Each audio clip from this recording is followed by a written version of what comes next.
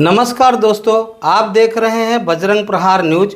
मैं हूं संजय तिवारी और आज हम आपको दिखाने जा रहे हैं एक और खास खबर। जाति धर्म के लोग ये मीरा भाईंदर शहर में रहते हैं और अलग अलग सभी के जो सवाल रहते हैं वो सवाल कैसे हम लोग उसका हल निकाले, इसके लिए हम कोशिश करते रहते हैं। आज ये तो एग्जाम्पल है, हमारे जिलाधिकारी यहाँ पे है, हमारे आयुक्त यहाँ पे है, हमारे संबंधित जो लोग हैं वही सब लोगों को हमने यहाँ पे बुलाया ताकि आप लोगों का काम बन जाए।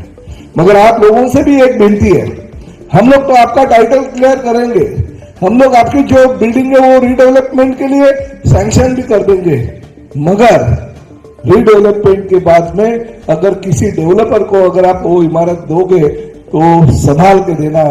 वो बिल्डर अच्छी तरह से वो बिल्डिंग बनाना चाहिए, ये सोच समझ के आप उसको दे देना। 7-12 के ऊपर 7-11 नहीं आना चाहिए, इसका ध्यान रखते हुए आप सब लोग काम करो। और भविष्य में वो बिल्डर की कैपेसिटी कितनी है, वो बिल्डर बिल्डिंग बना सकता है कि नहीं, वो बिल्डिंग बनाने के बाद हमको ओसी या ऑक्यूपेशन सर्टिफिकेट देता है कि नहीं, ये ध्यान में रखते हुए आप आगे का काम करना चाहिए। मीरा भाईंदर शहर एक मिनी इंडिया है। यहाँ सभी प्रदेश, जाति और धर्म के लोग रहते हैं। इस शहर का उचित विकास जरूरी है। यहाँ की पुरानी इमारतों का पुनर्निर्माण किया जाना बहुत ही आवश्यक है। यह कहना है 146 विधानसभा के विधायक एवं महाराष्ट्र राज्य के परिवहन मंत्री प्रताप सरनाईक का, जो अप्पा साहब धर्माधिकारी सभागृह में शिवसेना द्वारा आयोजित डीम्ड कन्वेंस शिविर को संबोधित कर रहे थे। ठाणे के जिलाधिकारी और मीरा भाईंदर महानगर पालिका के आयुक्त की उपस्थिति में सरनाईक ने कहा कि इस शहर के विकास और पुरानी इमारत के पुनर्निर्माण में आने वाली सभी बाधाओं को दूर करने का वे पूरा प्रयास करेंगे, लेकिन शहर के लोगों को भी ध्यान रखना है कि अपनी बिल्डिंग ऐसे बिल्डर को दे जो ठीक से विकास कर सके, ना कि निर्माण कार्य को अटका कर रखे। इसके साथ ही व्यंग्यात्मक लहजे में सरनाईक ने यह भी कहा कि शहर के 7-12 पर 7-11 का नाम नहीं चढ़ने दे। ऐसा कहकर उन्होंने अप्रत्यक्ष रूप से भाजपा विधायक नरेंद्र मेहता पर निशाना साधा।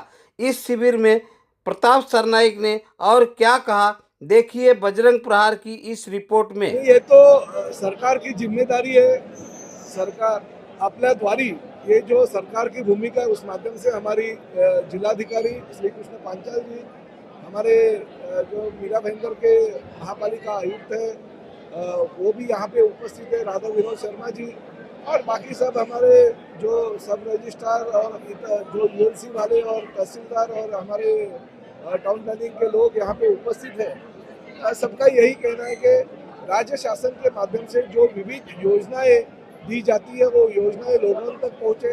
साथ ही में मीरा भाईंदर शहर में बहुत जटिल समस्या है, क्योंकि डीम्ड कन्वेंस अभी तक बहुत सारे बिल्डिंगों का नहीं हो गया। जो पुरानी और जर्जर इमारतें हैं उनको रीडेवलपमेंट के लिए परमिशन नहीं मिलता है, क्योंकि उनके टाइटल क्लियर नहीं रहते। तो कुछ ऐसी चीज़ें जो लीगल डॉक्यूमेंट्स नहीं होने की वजह से जो रुके हुए थे, ऐसे शिविरों के माध्यम से वो अगर टाइटल उनका क्लियर हो जाएगा, उनके नक्शे अगर मंजूर हो जाएंगे, उनके अगर जिलाधिकारी कार्यालय से अगर उनको जो चाहिए वो परमिशन मिल जाएगी, तो मीरा भाईंदर शहर में एक अच्छा सुंदर शहर बनेगा।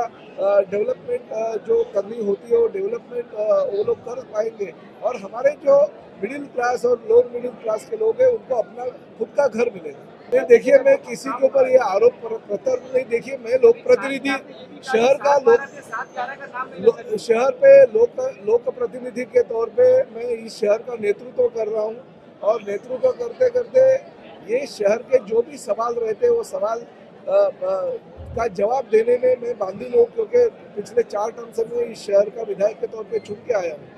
तो मेरी जिम्मेदारी बनती है लोगों को जो चाहिए वो सेवा देना, और मैंने सिर्फ एक शिविर नहीं रखना है ताकि वो पॉलिटिकल कोई फायदा उससे हो।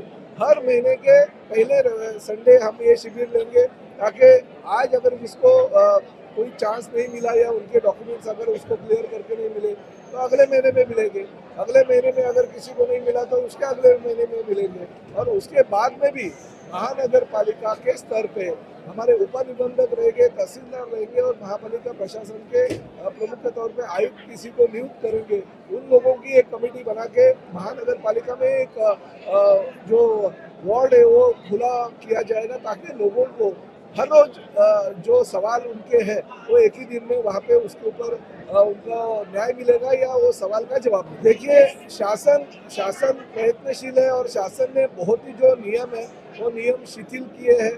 बहुत सारे लोगों को उस शिथिल नियम करने के बाद फायदा होगा, क्योंकि देखिए जो लोग हैं वो उनका हक मांग रहे हैं, हम तो हमारे जेब से उनको कुछ नहीं दे रहे।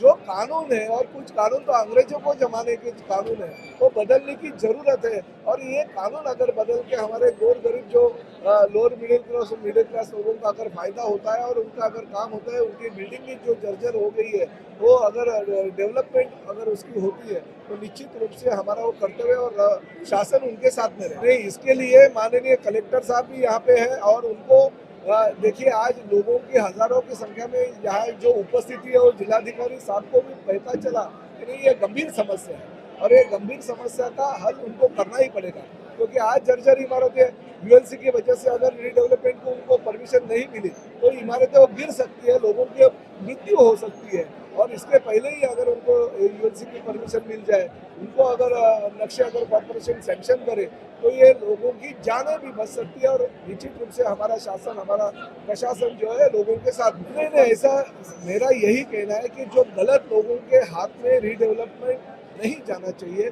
जो लोगों को फंसाते हुए लोगों के घर खाली करके देंगे, उनकी कैपेसिटी नहीं रहेगी बिल्डिंग बनाने की, मगर एग्रीमेंट बनाएंगे, सोसाइटी के सेक्रेटरी चेयरमैन को पटा के वो लोग रीडेवलपमेंट का एग्रीमेंट साइन करके लोगों को रेंट भी नहीं दे और लोगों को बाहर कर देंगे और भाग जाएंगे। लोगों के आने वाले पैसे से ही रीडेवलपमेंट करेंगे और बिल्डिंग का काम बीच में छोड़ जाएंगे। इन लोगों के हाथ में वो बिल्डिंग नहीं दो, ऐसा मैंने लोगों को आह्वान किया कि गलत हाथों में अगर वो बिल्डिंग देंगे तो लोग बेचारे बेघर हो जाएंगे। वो उनको उस वक्त अब ऐसा लगता है कि नहीं, हमारी पुरानी धोखाधड़ी बिल्डिंग थी वो अच्छी थी, अब तो ना घर का रहे ना घाट का रहे। इसी परिस्थिति शहर में निर्माण नहीं होनी चाहिए। नहीं, देखिए, मैं मीरा भाईंदर शहर का लोक प्रतिनिधि हूँ, मैं लोगों के ऊपर कोई उपकार नहीं करता हूँ। भले महाराष्ट्र का मैं मंत्री हूँ, मगर मंत्री किस लिए बना? क्योंकि इस शहर ने, ठाणे शहर ने मुझे 4 बार विधायक के तौर पे विधानसभा में भेजा, इसलिए मैं राज्य का मंत्री बन गया। मैं हर जगह पे जहाँ पे मुझे पार्टी की ओर से जाना पड़ता है, जहाँ पे मुझे एकनाथ शिंदे साहब अगर मराठवाड़ा धाराशिव भेजते तो मैं उधर जाता हूँ। मुख्यमंत्री जी कहते हैं कि विदर्भ में जाओ, मैं उधर में जाता हूँ। मैं मंत्री हूँ, मेरी जिम्मेदारी बनती है, मैं क्या लोगों के ऊपर उपकार नहीं करता हूँ। हाँ, मगर एक बात जरूर है, मैं जिस शहर का लोक प्रतिनिधि हूँ उस शहर के ऊपर मुझे ध्यान देना ही है, वो मेरा कर्तव्य है। टोल नाके का निर्णय हो गया, राज्य शासन के अभी जो निर्णय है राज्य शासन के एमएसआरडीसी के और उप मुख्यमंत्री जो हमारे एकनाथ शिंदे जी है उन्होंने निर्णय दे दिया। वो दहिसर टोल नाका हटाने का निर्णय जो है एमएसआरडीसी के माध्यम से हो गया, वो कभी भी हट सकता है।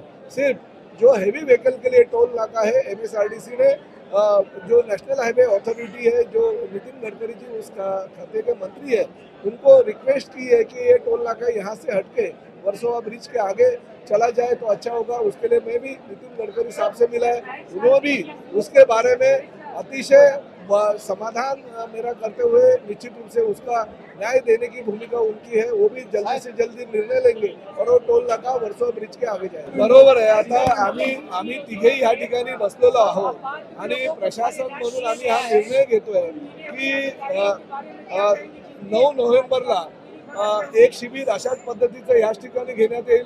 7 डिसेंबरला अशाच पद्धतीचं शिबिर या ठिकाणी घेता येईल, कारण 3 वेळा तरी संधी उपलब्ध करून द्यायला पाहिजे जनतेला।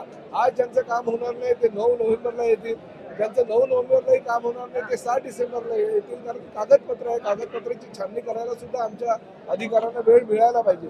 आणि त्यामुळे आम्ही ह्या शिबिराचं 3 महिन्याचं आयोजन केलेलं आहे आणि 3 महिन्यानंतर जानेवारी महिन्यापासून जिल्हाधिकारी कार्यालयातलेच आमचे अधिकारी महापालिकेमध्ये येतील, जेणेकरून आमच्या मीरा भाईंदरच्या लोकांना जिल्हाधिकारी कार्यालय ठाणे येथे जावं लागणार नाही। तहसीलदारांच्या माध्यमातून आमचे जे महापालिका आयुक्त आहेत, ते सहाय्यक संचालक नगररचना आणि त्याचबरोबर त्या संदर्भातले जे काही अधिकारी आहेत त्यांची एक बैठक घेतील आणि महापालिका मुख्यालयामध्ये सिंगल विंडो चालू करतील जानेवारी महीने जरूर कार्रवाई होगी। जिन्होंने ऐसे कहते हैं, कहावत है कि जो मृत्यु हो गए लोगों की उनका भी लोणी खाने की कोशिश, यानी मराठी में कहावत मेलेल्या माणसाच्या टाळूवरचं लोणी खाण्याचा जो प्रकार है, बीएसपी योजना में जो लाभार्थी है वो छोड़ते हुए 30 से 40% लोगों ने फोकट में घर हड़पे हैं। पुलिस भी उनकी कार्रवाई उन्होंने की थी और पुलिस का रिपोर्ट भी अभी आ गया है। महानगर पालिका ने कोई अधिकारी की नियुक्ति की थी, उसका भी रिपोर्ट आ गया और राज्य शासन को रिपोर्ट भेजा है। मैंने भी मांग की है कि ओरिजिनल लाभार्थी को घर मिलने चाहिए और निश्चित रूप से जल्दी ओरिजिनल लाभार्थियों को घर देने की कोशिश हम महानगर पालिका के आयुक्त करेंगे।